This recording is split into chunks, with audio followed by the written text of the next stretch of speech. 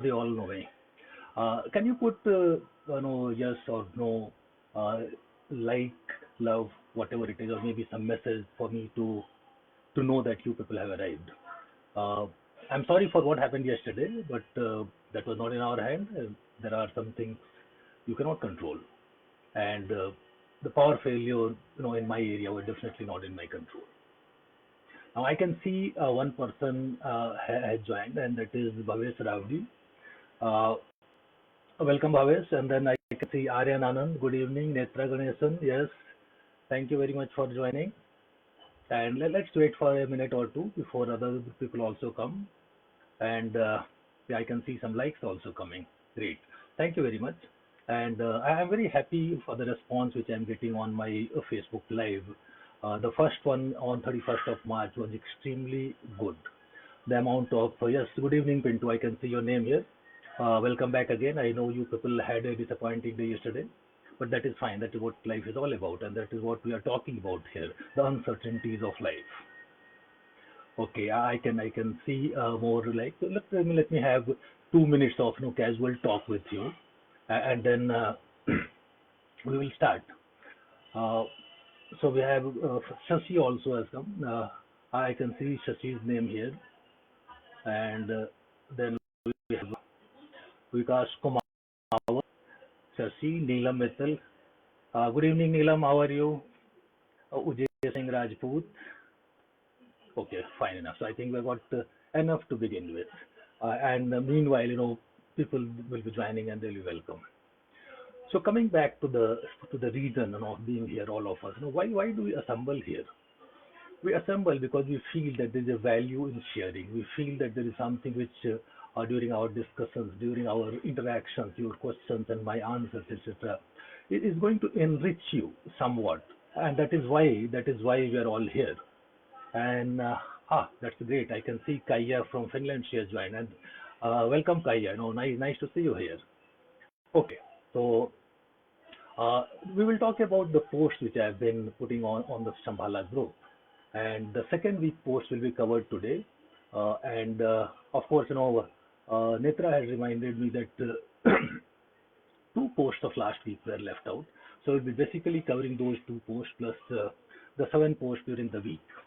And the two posts which were left was faith and growth.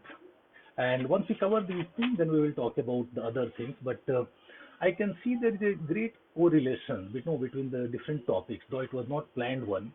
And then I realized that everything in life is connected. There is nothing unconnected. We are all together. We, you, me, our families, our friend circle, the entire world is connected. And if we can understand that particular part, that we are all connected, then the life becomes very, very easy. Okay, so let's talk of the faith. What is faith?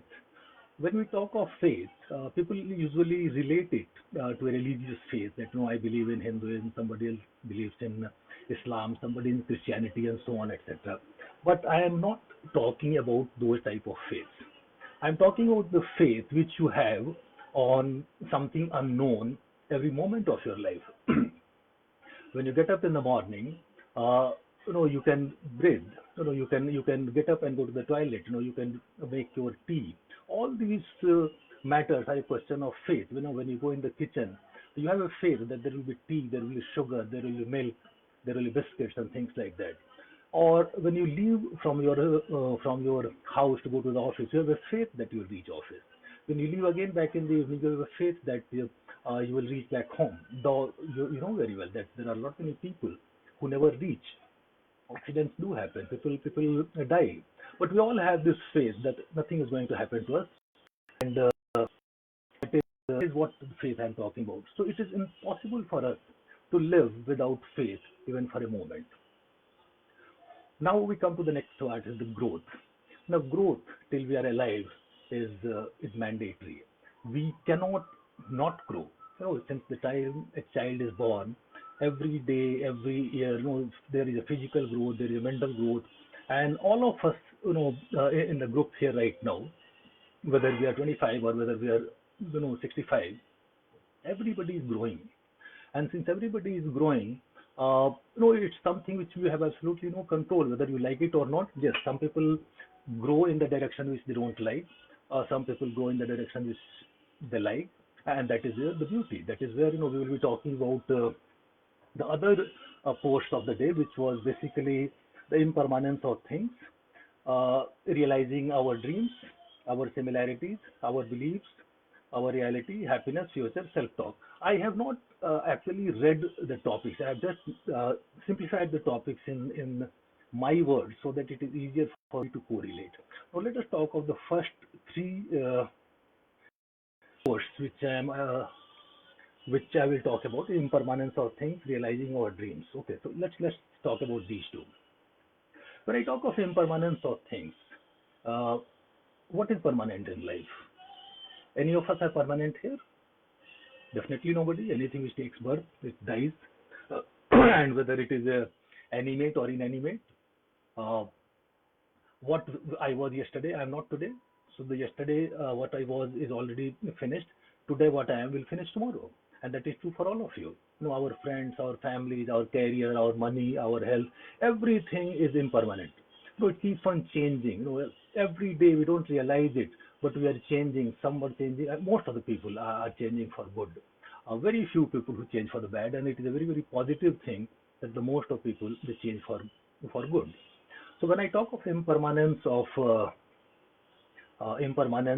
things, I would like you to basically understand that we should not be too associated with an individual or an item or or anything. Like people get very attached to their children, their parents, to their houses, to their cars, to their career, and they feel extremely unhappy when these things are taken away from them. And people should realize that. Impermanence is a part of life. Impermanence is the way of life. So if you understand that somebody who is there with you, giving you great happiness, whether it is a product or whether it is an individual, that person may go away. I'm not saying that they will go away. I'm saying they may go away.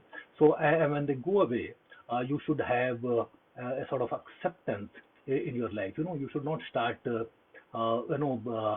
something that why did it go away? Like let's talk of. The thing yesterday. We were talking, and suddenly, I realized that the power has failed in my area, and though I connected it on my hotspot from the cell, the bandwidth was not good enough, for you people to hear. This was something completely uncertain. Now, those type of things keep on coming in the life. And this I'm giving an example. It becomes very easy for you to understand that the things go out of the control. What did we do? We planned this thing today, so that though a hiccup had place, but we were not much concerned about it. And that is what we should live life. Uh, Something goes wrong, you simply feel bad about that particular time.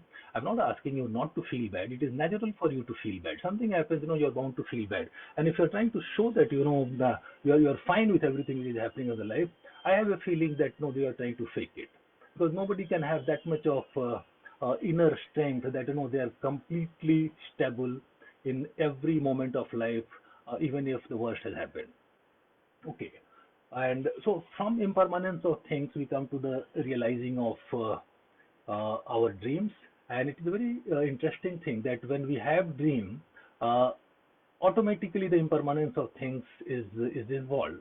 Because when we are dreaming something, we are trying to shift ourselves from place A to place B, from a state A to state B. The moment we shift from place A to place B or state A to state B, the previous thing is gone. It is no more permanent. It has transformed into something which you wanted. That is your dream. I don't know whether you realize your dream or not realize your dream, but definitely there is an effort from your side to see that the things are not permanent.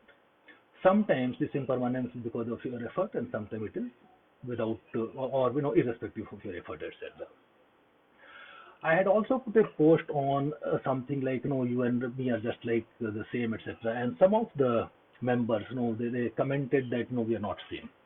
Okay, you can have thousands of reasons why we are not same, but you can have also thousands of reasons that we are same. And that is the beauty of life. When you focus in the life, uh, what you're looking for, when you're looking for similarities, naturally you will accept those people. And When you are looking for similarity, you accept those people because you consider them your own. You don't consider them somebody different. So even with their drawbacks, even with their shortcomings, etc., you say, okay, fine, it's okay with me, and you accept them wholeheartedly. But if you don't consider somebody as similar to you, whether it is because of race or religion or color or caste or maybe the financial condition, the society, or whatever it is. The moment you say that I am different and they are different and he different or she different, the acceptance takes a back seat. And when the acceptance takes a back seat, it is the conflict in the society which starts. This conflict can be between individual to individual. It can be between individual to society. It can be between society to society, country to country. And we are seeing the things. Everybody, irrespective of the age, I'm very sure they must have realized by now that the conflict comes only when we don't consider the other party as somebody similar to us, but when we consider themselves different. Now, this is something which is very, very. So I would let me see there is some remarks whether there is a question on this. How to detach self from such belongings which are not permanent. This is from Bhanu Pratap Singh, and Praveen Mitra asked that how we can control our emotions in a good or bad situation. Okay, I'll take that one by one. So Bhanu Pratap asked that how to detach self from such feelings which are non-permanent. See, when you say that how to detach yourself, it basically sounds as if you are putting an effort to detach yourself, etc. Now, if you are trying to put an effort to detach yourself, let me tell you that for you, detachment will be a completely difficult thing, and it will be almost impossible for you to detach. But when you understand that things are not permanent, then you don't need to make an effort, because when you understand, like your grandfather, your great grandfather, etc., all those people, maybe you have seen them, maybe you have talked to them, maybe you have played in their lap, etc., but where the permanent, or maybe your own house, or maybe your own job, or maybe your own friend circle, etc., what has been permanent in your life so far? So you don't need to do any effort for detaching yourself from anything which is not permanent. And no, everything is non-permanent. By that. There is absolutely nothing except the nature which is permanent, and the nature also keeps on changing its facades. So you don't try to detach yourself. You try to understand that my attachment to a particular thing, uh, is it something which will never finish? And then you will realize that sooner or later everything finishes. And once you understand that sooner or later everything finishes, this acceptance starts coming in. And that acceptance will basically slowly detach you, not in a day or two. Let me make it very clear to you that not within a day or two, it will take you years.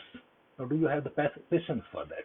Because when you want to grow in life, not materially but internally, as a man, whom people say a mature man, a man full of wisdom, etc., the growth takes time. Anything between 5 years, 10 years, 15 years, 20 years, and it's an endless journey. It's just not that it's a football game that okay, after 90 minutes I'm going to win the winner and say today I have detached myself from everybody. No, it does not happen like that. Okay, so I think that is explanatory, and let me come to in Mittal, and he talks about how can we control our emotions in a good or bad situation. Now, Mittal, you will have to understand that when you talk of emotion, what exactly is happening? By coincidence, that today's post which I have put talks of anger, which is a subject which you have talked to me in the past also in different occasions, etc. Anger is one of the emotions, etc. And good or bad situation, of course, is immaterial. The thing is, how do you control your emotion? And the answer is exactly the same, that from where that emotion is coming, what is the root of the emotion. And if you start getting into the deeper aspect of emotions and feeling, etc., you will realize that the emotion comes when you have either a pleasure or a pain. Okay. When you have pleasure, you got good, happy emotions. When you got pain, you would definitely have a bad emotion, negative emotion, etc. So the control of the emotions basically will come if you understand that how it is affecting you individually. Let me give you an example. Suppose I shout at you, and really bad. Anybody, if they shout at you, you're not going to feel good. But if I shout at you, and if your focus is only on yourself, and you say that how Mr. Ranjan can shout at me, it's not correct, what mistake did I do, and all those things, etc. So what is happening is the focus is on you. So when the focus is on you, you will not have a very positive outcome of the. You will not have positive emotion, etc. When your focus shifts from you to me, and then you start analyzing that what happened to Mr. Ranjan, why he is shouting like this, is he all right? Is his blood pressure under control? Did he have a bad day today? So if you are concerned about why I am getting angry, your anger does not take place. But when you are focused on yourself, then your anger takes place. And even if I had a very bad day, you are actually not bothered about that. So shift focus from what you are feeling to what could have been the reason of the other person's feeling. You will definitely be able to control your emotions, not completely, but maybe to some extent. And if you continue working on this, slowly, you will have a complete control on your emotions. Okay, now let's see. I have got Kumar's question. Sometimes I get confused in self-talk and I'm not able to take right decision because there is a fight between the brain and heart. I got a very simple answer for this, Susi. Whenever there is a question between the brain and the heart, take a decision which the heart tells you. The brain gives you a logic based on its knowledge, which and nobody's knowledge is perfect in the world. Everybody's knowledge is limited. So when you try to put logic behind your decision, etc., and let me tell you, heart is not going to oppose brain in each and everything. The heart will come in only certain things when there are deeper things involved, when there are deeper emotions involved, etc. So when it comes to choosing between the brain and the heart, listen to the heart. Very rarely I've seen anybody going wrong in that. It might look extremely difficult. It might even look illogical at that time when you are taking the decision, etc. But my suggestion to you that when there is a fight between brain and heart, choose your heart. Okay, let's see if any more questions. I can see no. So this okay. So now since there is no question, let's come back to the explanation of the post. Our similarities we have already covered. That if you consider somebody similar, you are more receptive to them, you are more accepting to them, and if you don't, then you get into conflict with them.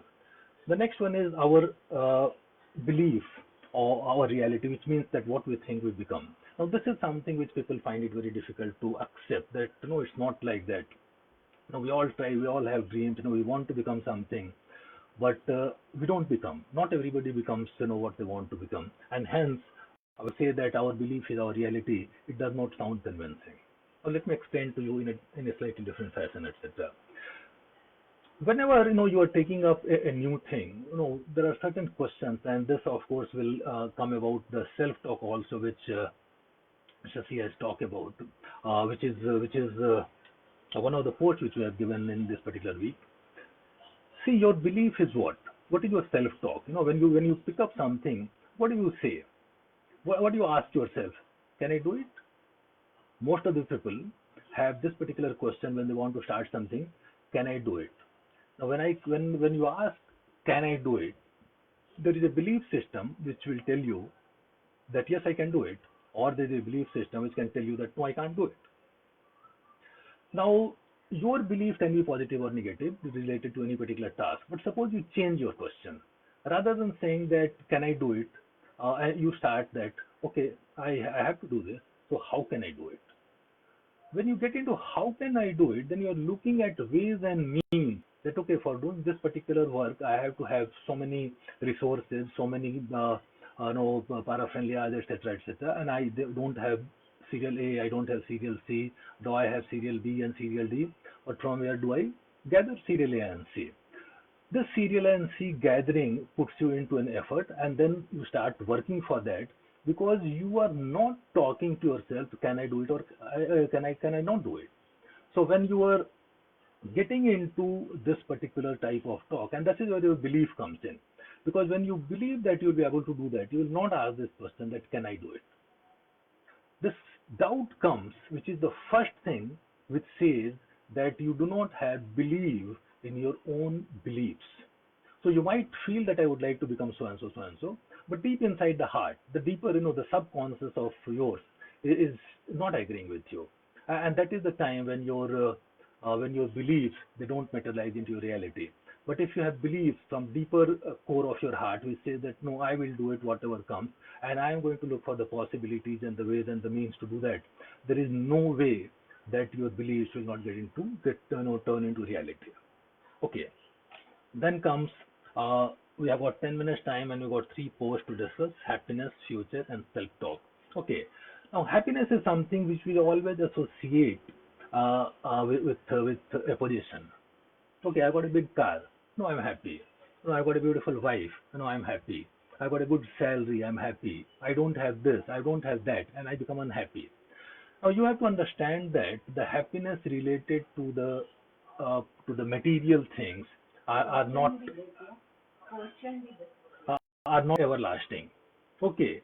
So if you are looking for happiness, you have to understand that what is happiness about. Because let me tell you, I have seen people putting Italian marble in their house and Brazilian glass, etc., etc. When the house is getting built up, when the house is under construction, after 2 months, nobody looks at the Mercedes, or nobody looks at the new uh, uh, villa which they have made, etc. They know this finishes, and then you are looking for another set of happiness. Okay, now what should I get which will keep me happy? So this happiness search is a perpetual task, and which says that okay, and that is where the next topic also comes beautifully: the future. That we want the possessions to continue, not that same possession, because if the same possessions make you happy, you are a very lucky man, you are a very contented man, and you will be happy completely. There is no doubt about that. But in future, we are looking for newer things. In future, we are looking for more and more things to satisfy our ego. In our college time, there was a beautiful, you know, uh, in our Hindi literature, there was a story of a toy. What exactly is a toy? And no, we know it said that uh, we, the adults, we would laugh at the child's toy because we don't find any meaning in those toys. The child, whether it's a small doll or whether it's a small car or something, etc. The child starts crying when the toy is taken from them.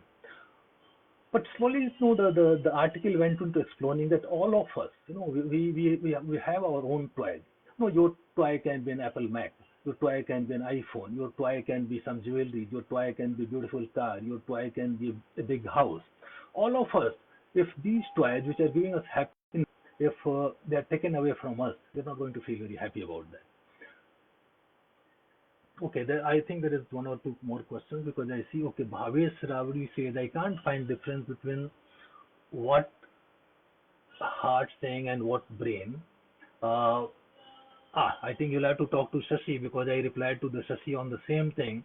If you can't hear, then or you can't find the difference between the heart saying and what brain, then you actually have no problem at all. Because both of them, they're saying similar things, and the heart and the brain are saying similar things. Just go for that. Okay, now Anubhuti Anup Mishra, he says what to do in a situation uh, where you are stuck because of yourself, but you can't get out of it because of your own habit or inner. What is that? Okay, fine.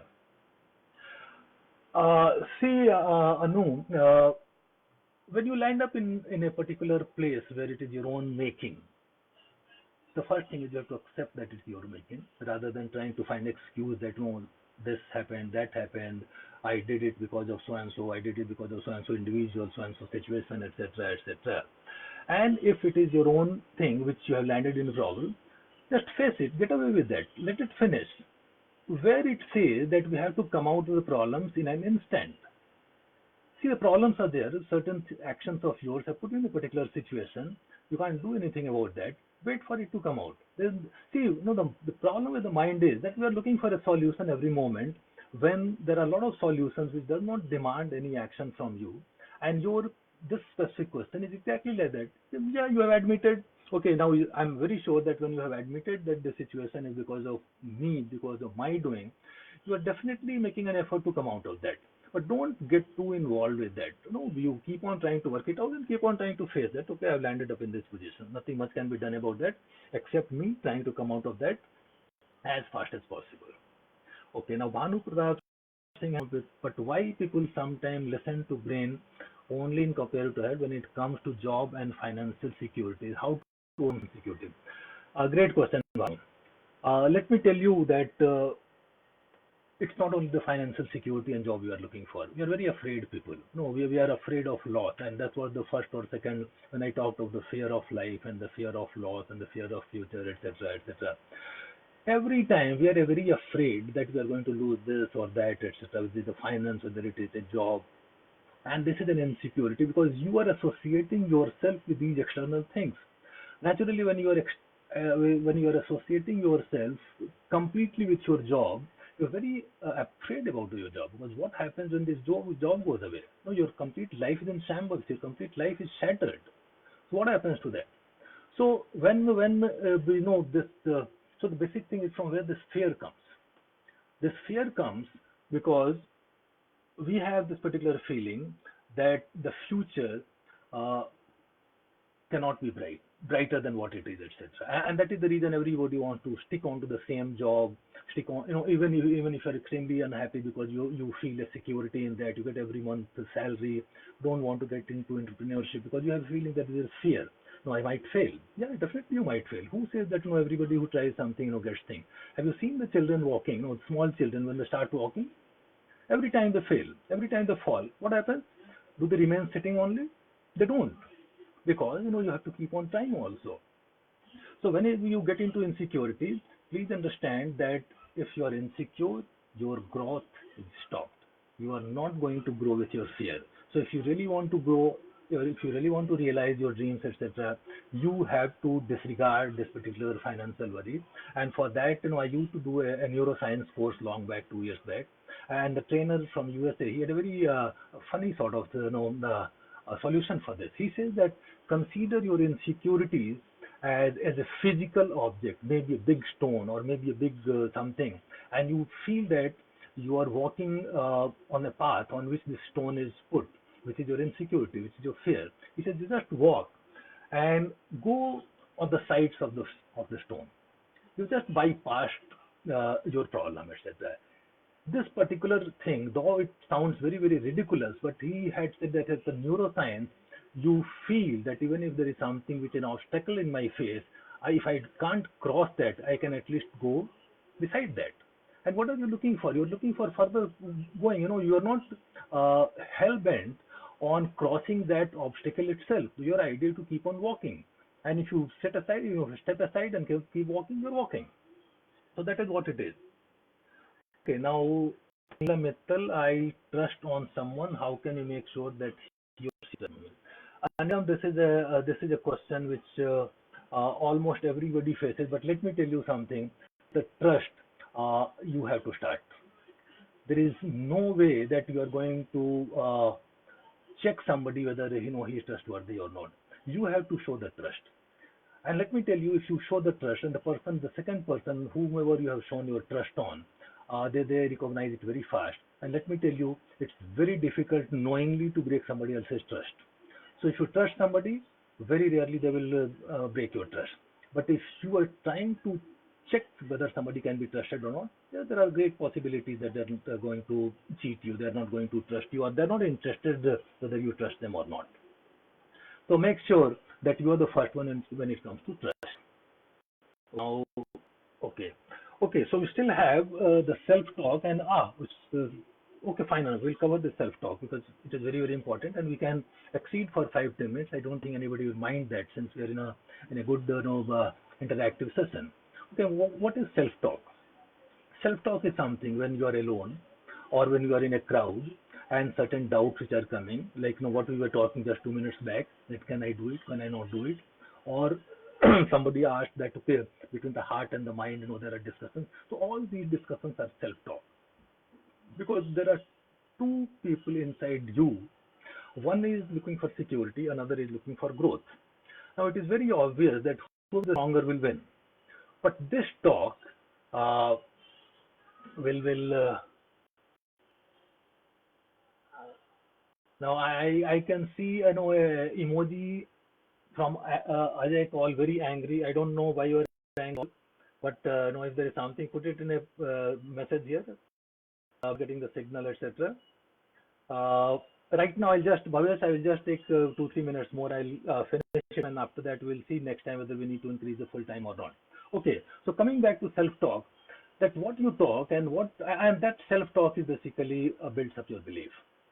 So what you talk to yourself, what questions you ask yourself, like what I was telling that from can I do it to how can I do it. So these are the self-talks, etc. And the self-talk will basically decide whether whatever you want to get in the life, you will get it or not. And there is a favorite quote of mine, which I keep on telling to a lot of people whom I meet frequently, that never ever believe any disempowering thought, even if it is your own. I'll repeat it. Never ever believe in any disempowering thought, even if it is your own. What it basically means is that even something you feel that you are not capable of doing, something you see you can't manage, don't believe yourself at that time. Okay, if somebody else says, absolutely don't believe. But even if it is coming from your inner heart that no, I can't do this, don't believe yourself. Okay, you say that no, I will do it, because what is coming is I can't do it is just a belief, it's just thought, and it is your thought. And once you assert on the thought that no, I'm not going to believe, I'm going to show you that something else can be done. With that, I think we are already we have reached this 10 o'clock time, and thank you very much. Very active session, and I hope that the 14th April one we will be covering the entire thing, 21 post. So the timing maybe from 30 minutes will increase it to 45 minutes, and after that, if you people want to continue, we'll continue even after quarantine. And for that, you can put it on the comments on this creating Shambhala group, whether everybody is interested in a weekly or a fortnightly or a monthly Facebook live with me or not. Thank you very much. It was nice talking to you, and I hope I have answered all the questions. In case there is something left, please put it in a question on the group, and I'll be answering those on the group itself. Thank you very much. God bless you all.